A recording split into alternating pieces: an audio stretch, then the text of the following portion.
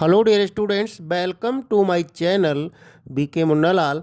आज मैं आपको सिंथेसिस ऑफ सेंटेंसेस के अंतर्गत complex sentence by using adjective clause discuss करने वाला हूं। डियर स्टूडेंट्स, यदि अभी तक आप मेरे चैनल पर नए हों तो चैनल को सब्सक्राइब अवश्य कर लें, जिससे आप मेरे आने वाले हर वीडियो का नोटिफिकेशन प्राप्त कर सकें और अपनी तैयारी बहुत अच्छे से कर सकें। आइए शुरू करते हैं complex sentence by using adjective clause. सर्वप्रथम हमको ये जानना होगा कि कॉम्प्लेक्स सेंटेंस क्या होता है। कॉम्प्लेक्स सेंटेंस वह वाक्य होता है जिसमें एक प्रधान वाक्य तथा एक या एक से अधिक आश्रित उपवाक्य होते हैं। संक्षेप में हम कहें तो वह वाक्य जिसमें एक प्रिंसिपल क्लॉज, जिसे हम शॉर्ट में पीसी कह सकते हैं, या इंडिपेंडेंट क्लॉज, जिसे हम शॉर्ट में आईसी कहते हैं, और एक या एक से अधिक डिपेंडेंट क्लॉज अर्थात आश्रित उपवाक्य हों, कॉम्प्लेक्स सेंटेंस कहलाता है, मिश्रित वाक्य कहलाता है।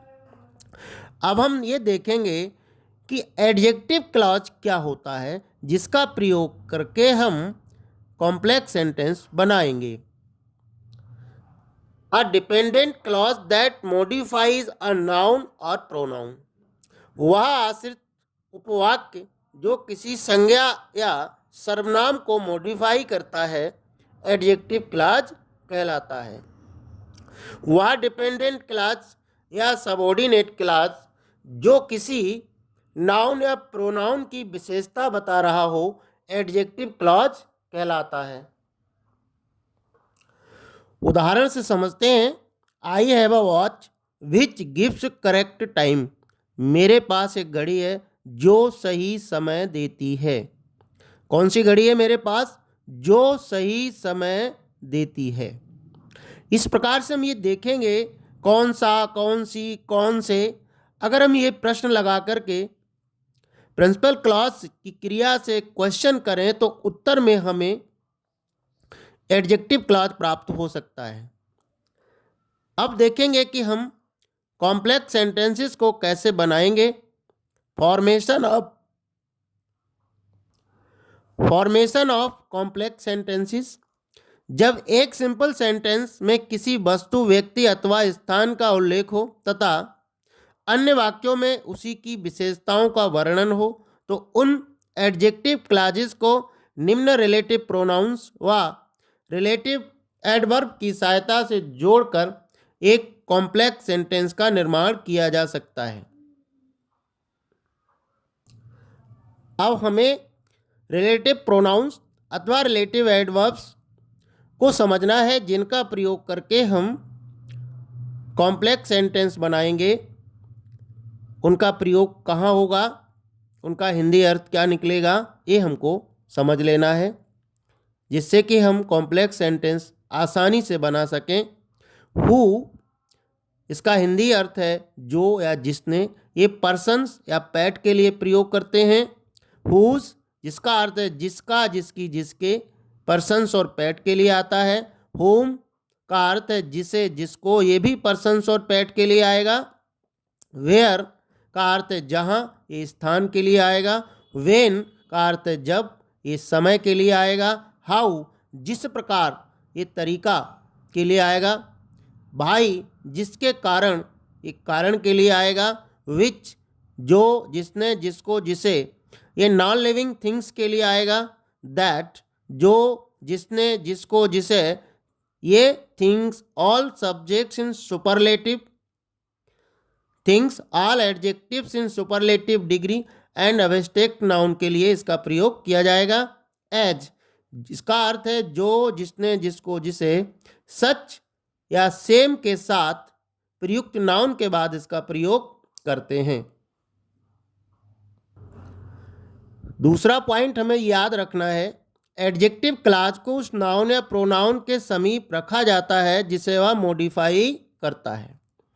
तीसरी बात, एडजेक्टिव क्लॉज में एंटीसीडेंट अर्थात विशेष्य को एडजेक्टिव क्लॉज से पूर्व रखा जाता है, जबकि नाउन क्लॉज में एंटीडेंट नहीं रखा जाता है। दोनों ही प्रकार से कॉम्प्लेक्स सेंटेंस बनता है, एडजेक्टिव क्लॉज का प्रयोग करके या नाउन क्लॉज का प्रयोग करके। लेकिन दोनों में अंतर ये होता है कि एडजेक्टिव क्लॉज में एंटीडेंट विशेष जिसकी विशेषता बताई जा रही है उसको एडजेक्टिव से पहले रखना होता है, परंतु नाउन क्लॉज में एंटीडेंट को नहीं रखा जाता है। उदाहरण से हम स्पष्ट करते हैं, आई नो द प्लेस, मैं स्थान को जानता हूँ। ही वॉज बॉर्न हियर, वह यहाँ पैदा हुआ था। जब हम इसे कॉम्प्लेक्स बनाएंगे, कौन सा स्थान जानता हूँ, जहाँ वह पैदा हुआ था। अगर हम एडजेक्टिव क्लॉज से इसको बनाएंगे तो हमें कैसे बनाना है, I know the place where he was born. अब हमें वेयर से पहले प्लेस को रखना पड़ा, क्योंकि वेयर प्लेस को बता रहा है मैं वह जगह जानता हूँ जहाँ वह पैदा हुआ था। प्लेस वेयर का एंटीडेंट है। अब हम इसको नाउन क्लास से देखें, I know where he was born, मैं जानता हूं कि वह कहाँ पैदा हुआ था। यहाँ वेयर के पहले एंटीडेंट नहीं है और वेयर का अर्थ भी यहाँ कहाँ आएगा, जबकि एडजेक्टिव क्लास में जहाँ आता है।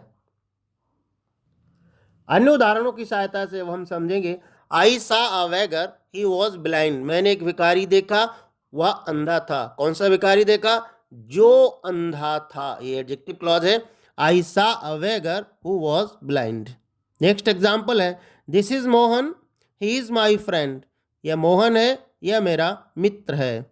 This is Mohan who is my friend. Next, he is Ram his father is a doctor, वह राम है, उसके पिता एक डॉक्टर हैं।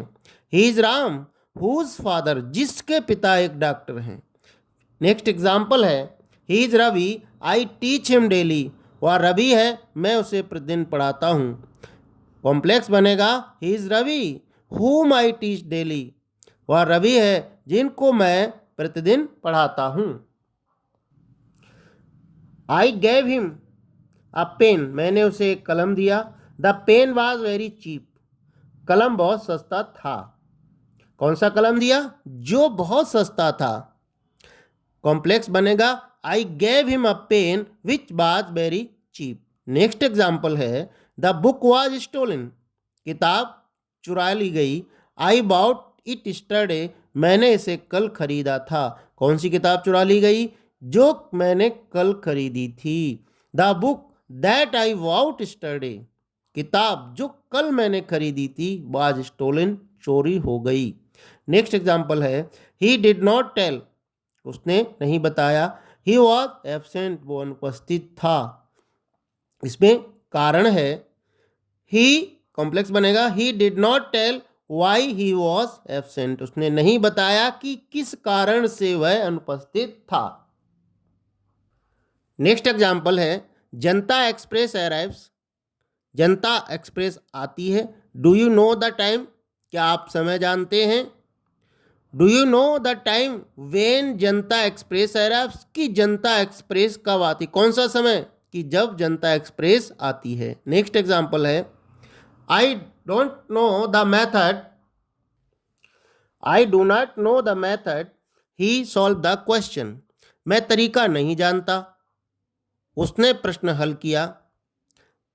अर्थात ये मेथड बताएगा, इसमें हाउ का प्रयोग करेंगे। आई do not know the method how he solve the question, मैं कौन सा तरीका नहीं जानता जिस प्रकार से उसने प्रश्न हल किया। I do not know the method how he solve the question. Next example है, ही वेंट टू आगरा, वह आगरा गया। He stayed there for a week, वह वहां एक सप्ताह रुका। कॉम्प्लेक्स बनेगा, he went to Agra where he stayed for a week, जहां वह एक सप्ताह रुका। वह आगरा गया जहां वह एक सप्ताह रुका। नेक्स्ट एग्जाम्पल है, he is such a good man, वह एक अच्छा आदमी है। ही मे हेल्प मी, वह मेरी मदद कर सकता है। He is such a good man as may help me. Next example है, he told you I story, उसने आपको एक कहानी सुनाई। He told me the same story, उसने वही कहानी मुझे भी सुनाई। कॉम्प्लेक्स बनेगा he told me the same story as told you, उसने वही कहानी मुझे बताई। कौन सी? जो आपको सुनाई थी। Next, a beggar was hungry, he was thirsty, he came to my house, he begged for food. एक भिखारी भूखा था, वह प्यासा था, मेरे घर आया, उसने भोजन मांगा। अब हमें इसमें कॉम्प्लेक्स बनाने के लिए क्या करना है? दो एडजेक्टिव को कंपाउंड एडजेक्टिव में बदलना है। A hungry and thirsty beggar, कौन सा? Hungry and thirsty beggar who came to my house, जो मेरे घर पर आया। बेग्ड फॉर फूड, उसने भोजन मांगा। The hungry and thirsty beggar who came to my house begged for food. आशा है डियर स्टूडेंट्स ये वीडियो आपको पसंद आया होगा। पसंद आया हो तो लाइक करिए, शेयर कीजिएगा। वीडियो के अंत में डिस्क्रिप्शन बॉक्स में मैं सिंथेसिस के अन्य टॉपिक्स की लिंक दे दूंगा, वहां जाकर आप उनको अच्छे से तैयार कर सकते हैं। बने रहिए बेहतर तैयारी के लिए आपके अपने चैनल वीके मुन्नालाल में। Thanks for watching.